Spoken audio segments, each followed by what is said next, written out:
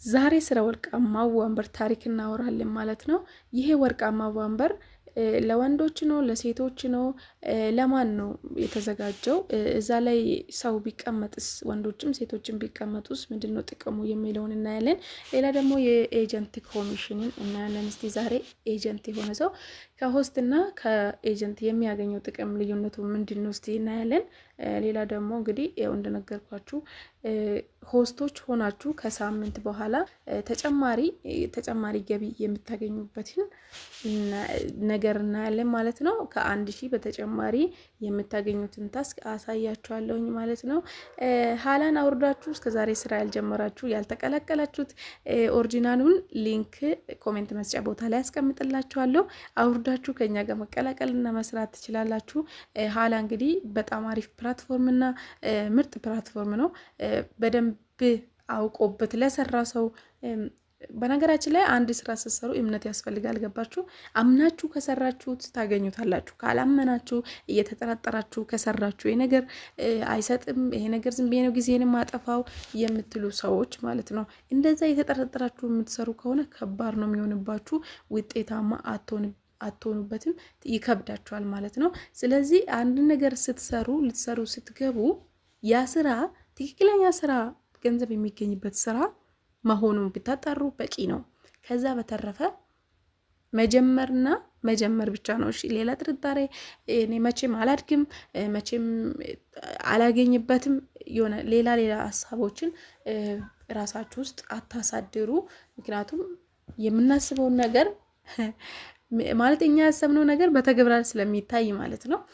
ስለዚህ ሀላ በጣም አሪፍ አፕሊኬሽን ነው። እንደነገርኳችሁ ሊንኩን ኮሜንት መስጫ ቦታ ላይ አስቀምጬላችኋለሁ። ዳውንሎድ አድርጋችሁ ከኛ ጋር መቀላቀል ትችላላችሁ። እንግዲህ ስለ አከፋፈትና ስለ ሌሎች አሰራሮች ደግሞ አሻራ አሰጣጥ፣ ታስክ አወሳሰድ፣ ፓርቲ አገባብ፣ ስለተለያዩ ነገሮች ቪዲዮ ሰርቻለሁ። እነዛ ቪዲዮዎችን ማየት ትችላላችሁ። እና ደግሞ ይሄ ቪዲዮ ለብዙ ኦንላይን ስራ ፈላጊዎች እንዲደርስ ላይክ አድርጉት፣ ሰብስክራይብ አድርጉት። ስለዚህ አብረን እንስራ፣ አብረን እንጀግን። እናንተ ወርቃማ ወንበር ምንድነው ጥቅሙ ስለሚለው እንየው እስቲ።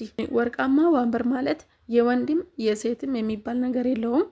ብዙ ሰዎች ሰው ቤት ማለት ሌሎች ፕላትፎርም ላይ እሱ ወንበር የሴቶች ነው ብሎ የሚያስቡ አሉ። ሌሎች ፕላትፎርም ላይ እሱ ወንበር የሴቶች ሆኖ ስለአዩት እዚህ ጋም ይሄ ወንበር የሴቶች ነው መሰለኝ ብሎ የሚጠራጠሩና እዛ ላይ የማይወጡ አሉ። ቅጣት ነገርም አለ ብሎ ስለሚያስቡ ማለት ነው።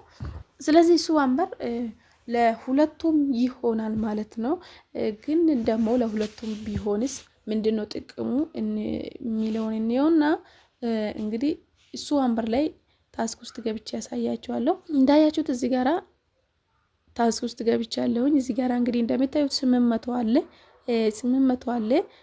እንግዲህ 150 ፖይንት ጋምብል ከተደረገላችሁ ይላል ለአንድ ሰዓት ተቀምጣችሁ 800 ታገኛላችሁ ይላል። የትኛው ወንበር ላይ ተቀምጣችሁ? ሰው ቤት ሄዳችሁ ወርቃማ ወንበር ላይ ተቀምጣችሁ 800 ታገኛላችሁ። ለአንድ ሰዓት መቀመጥ አለባችሁ።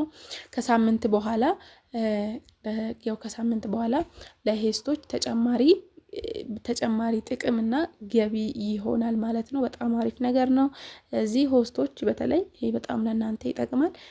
ስለዚህ በዚህ መንገድ ለአንድ ሰዓት ተቀምጣችሁ ሰው ቤት ወርቃማ ወንበር ላይ 1550 ፖይንት ጋምብል ሲደረግላችሁ 800ዎቹን መውሰድ ትችላላችሁ ማለት ነው። ከ1000 በተጨማሪ ወይም ከዴሊ ታስካችሁ በተጨማሪ ልታገኙት የምትችሉት በጣም ጠቃሚ ነገር ነው ማለት ነው ይሄ 800። ስለዚህ ለሆስቶች በተለይ በጣም አሪፍ ነው፣ ተጠቀሙበት እላችኋለሁኝ። ስለዚህ ወርቃማው ወንበር ወንድም ሴትም ቢቀመጥበት ችግር የለውም ማለት ያው ከታስካችን በተጨማሪ የምናገኘው ነገር ይሄ ነው።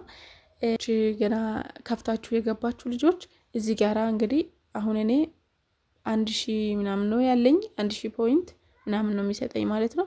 ለእናንተ ግን አዲስ ስትሆኑ ወደ 6000 ይሰጣችኋል ማለት ነው። እኔ 7 ቀን ስላለፈኝ ለየት ያለ ነገር ነው የሚያመጣልኝ ቀይሮ ማለት ነው። እዚህ 6000ውን መውሰድ ነው ማለት ነው። ለ3 ሰዓት ተቀምጣችሁ ፓርቲ ላይ ለ3 ሰዓት ወይም ከዛም በላይ ተቀምጣችሁ 6000ችሁን መውሰድ ትችላላችሁ ማለት ነው። ከዛ ከ6000 በተጨማሪ አሁን እንደነገርኳችሁ ደግሞ 800 ተጨማሪ ማግኘት ትችላላችሁ ማለት ነው። ኤጀንት ኮሚሽን እኔው ሆስት እና ኤጀንት የሚያገኘው ኮሚሽን ምንድነው ልዩነቱ?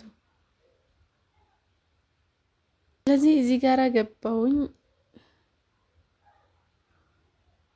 25 አክቲቭ ሆኖ በእናንተ ስር የሚሰራ ሰው ካገኛችሁት $1 ከዛም በላይ እንደምታገኘው ነው ማለት ነው እዚህ ጋር የሚናገረው። በነገራችን ላይ ደግሞ ብዙ ሰዎች ምን ይመስላችኋል? ሆስትም ኤጀንት ያረጋችሁትም ሆስትንም አንድ ላይ ጨምሮ 25 እንዳይመስላችሁ። ይሄንን ነው ልለይላችሁ የፈለኩት። ሆስት ብቻ ነው እዚህ ጋራ።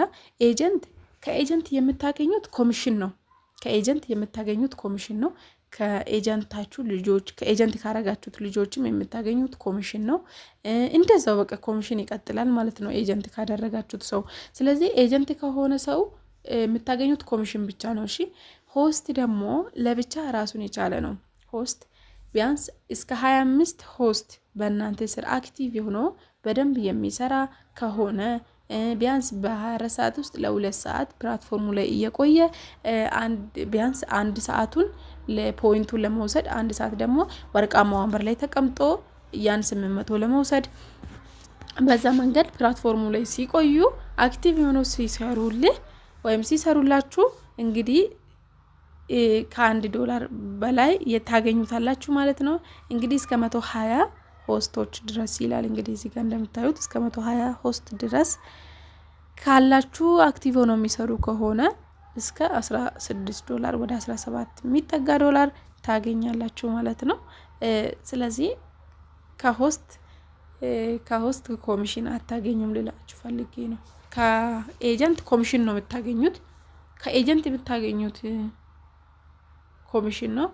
ያው ከሆስት ደግሞ እናንተ ስር ሆኖ ሲሰሩላችሁ በዛ መንገድ ይሄንን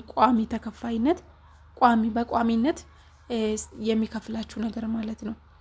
ስለዚህ ሆስት በእናንተ ስር ሆኖ የዚህን ያህል ሆስቶች ቢሰሩ የምታገኙት ምንድነው? ቋሚ ተከፋይነት ነው። እንደ ቋሚ ተከፋይ ነው ለእናንተ የሚሰጣችሁ ማለት ነው እነዚህ ነገሮች። ኤጀንት ከሆኑት ልጆች ደግሞ የምታገኙት ኮሚሽን ነው። እሺ ኮሚሽን ነው የምታገኙት።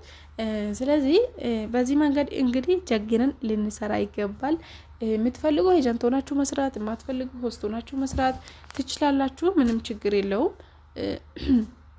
በሁለቱም መንገድ መስራት ይቻላል፣ ችግር የለም። ዋናው ነገር እናንተ አክቲቭ ሆናችሁ መስራታችሁ ነው የሚጠበቅባችሁ ማለት ነው።